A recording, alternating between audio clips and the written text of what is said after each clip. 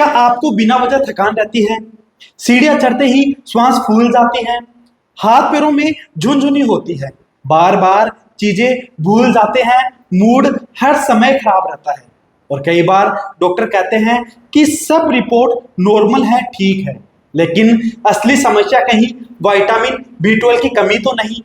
हैरानी की बात यह है कि भारत में करोड़ों लोग विटामिन B12 डेफिशिएंसी से जूझ रहे हैं और उनमें सिर्फ शाकाहारी ही नहीं बल्कि मांसाहार खाने वाले लोग भी शामिल हैं। आज मैं आपको बताऊंगा कि विटामिन B12 की कमी क्यों होती है, किन लोगों को सबसे ज्यादा खतरा है और इसके शुरुआती और गंभीर लक्षण क्या हैं, कौन कौन से फूड्स लेने चाहिए, अगर आप वेजिटेरियन हैं तो क्या करें, एब्जॉर्प्शन कैसे बढ़ाएं और आखिर आहार दर्शन के सही अप्रोच क्या है। यह वीडियो अंत तक जरूर देखिए क्योंकि हो सकता है आपकी कई सालों पुरानी समस्या का जवाब इस वीडियो में छिपा हो। अब जानते हैं विटामिन B12 क्या है। विटामिन B12 एक विटामिन ही नहीं, ये आपके शरीर की बिजली की वायरिंग यानी नर्व्स, ब्रेन, ब्लड सेल्स और DNA बनाने में बहुत महत्वपूर्ण भूमिका निभाता है। अगर B12 कम हो जाए तो सिर्फ कमजोरी नहीं आती, दिमाग, नसें, याददाश्त, मूड, डाइजेशन और यहां तक कि आपका हेल्थ भी प्रभावित हो सकता है। यही कारण है कि B12 की कमी को कभी भी हल्के में नहीं लेना चाहिए। अब जानते हैं भारत में विटामिन B12 की कमी इतनी ज्यादा क्यों है। बहुत लोग सोचते हैं कि सिर्फ वेजिटेरियन लोगों में B12 की कमी हो सकती है, लेकिन सच्चाई इससे कहीं अलग है। भारत में कई अध्ययनों में पाया गया कि बड़ी संख्या में लोगों में B12 की कमी या अपर्याप्त स्तर पाए जाते हैं। इसके पीछे कई कारण हैं। पहला, भारत में बड़ी आबादी वेजिटेरियन है, B12 मुख्य रूप से एनिमल फूड्स में मिलता है। दूसरा, गैस्ट्रिक प्रॉब्लम्स बहुत ज्यादा बढ़ गई है, गैस, एसिडिटी और इंडाइजेशन के कारण लोग महीनों तक एसिड कम करने वाली दवाइयां लेते रहते हैं। ये दवाएं विटामिन B12 के एब्जॉर्प्शन को कम करती हैं। तीसरा, डायबिटीज की दवा मेटफॉर्मिन लंबे समय तक लेने वालों में भी विटामिन B12 की कमी देखी गई है। चौथा, आंतों की बीमारी जैसे क्रोन्स डिजीज, सीलियक डिजीज या बार बार लूज मोशंस लगना। पांचवा, आपकी बढ़ती उम्र, एज बढ़ने के साथ स्टोमक एसिड और इंट्रिंसिक फैक्टर कम बनने लगते हैं और बिना इनके विटामिन B12 ठीक से एब्जॉर्ब नहीं होता। नॉन वेजिटेरियन में भी विटामिन B12 की कमी देखी गई है। जानते हैं वो क्यों?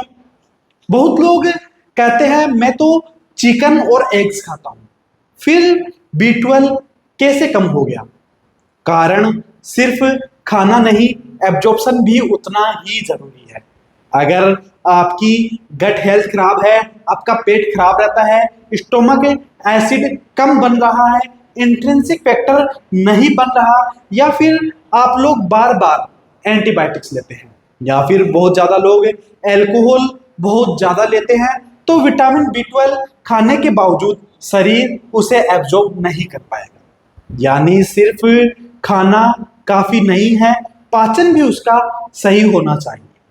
विटामिन B12 की कमी होती है तो कुछ इस प्रकार के लक्षण शुरुआत में दिखते हैं, जैसे थकान, कमजोरी, नींद ज्यादा आना, काम में बिल्कुल भी मन ना लगना, फोकस कम होना, या फिर पूरे दिन चिड़चिड़ापन रहना, मूड स्विंग्स, डिप्रेशन जैसा महसूस होना, मेमोरी कमजोर होना, या फिर बार बार भूलने की शिकायत होना।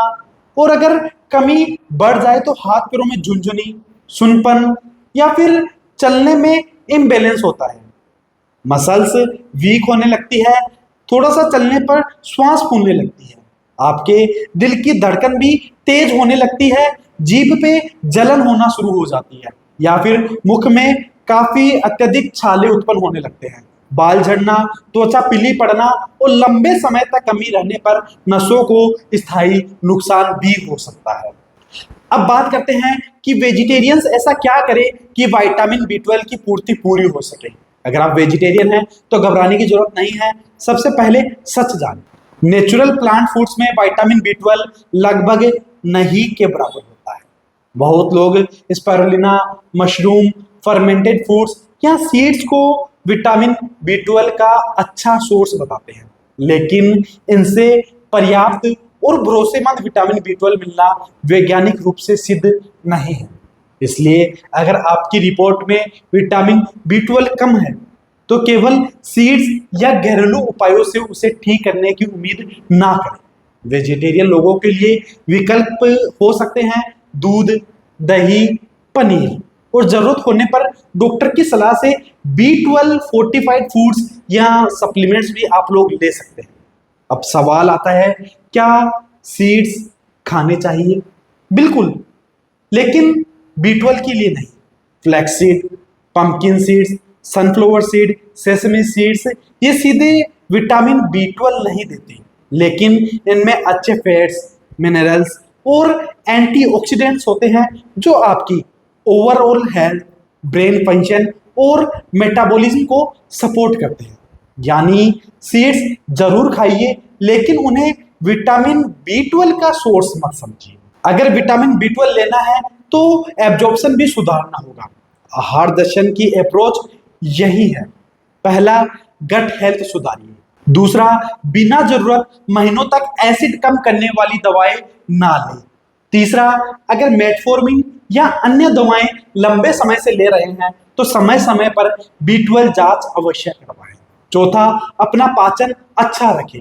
पांचवा, अगर कमी ज्यादा है तो केवल फूड पर निर्भर ना रहें, डॉक्टर की सलाह के अनुसार सप्लीमेंट्स या इंजेक्शन की जरूरत पड़ सकती है। आहार दर्शन की सही अप्रोच यह है कि हम सिर्फ विटामिन देने में विश्वास नहीं रखते, हम कारण खोजते हैं। क्या आपकी गट हेल्थ खराब है? क्या आपका डाइजेशन कमजोर है? क्या आपको स्ट्रेस बहुत ज्यादा रहता है? क्या आपकी स्लीप खराब है? क्या आपकी डाइट संतुलित नहीं है? अगर कारण ठीक नहीं होगा तो कमी बार बार आपको हो सकती है। इसलिए सही डाइट, हेल्थी गट और अच्छी लाइफस्टाइल और जरूरत पड़ने पर सही सप्लीमेंट्स लेना शुरू कीजिए। अगर आपको लंबे समय से थकान रहती है, मूड स्विंग्स है, हाथ पैरों में झुनझुनी होती है, मेमोरी कमजोर हो रही है या आप वेजिटेरियन हैं तो एक बार डॉक्टर की सलाह से अपना विटामिन B12 टेस्ट जरूर करवाइए। और अगर आपको यह वीडियो उपयोगी लगा तो इसे अपने परिवार और दोस्तों के साथ जरूर शेयर करें। ऐसे ही वैज्ञानिक, आयुर्वेद और नेचुरोपैथी आधारित स्वास्थ्य जानकारी के लिए आहार दर्शन को सब्सक्राइब करना ना भूलें। मैं डॉक्टर शिवम अग्रवाल, मिलते हैं नेक्स्ट वीडियो में।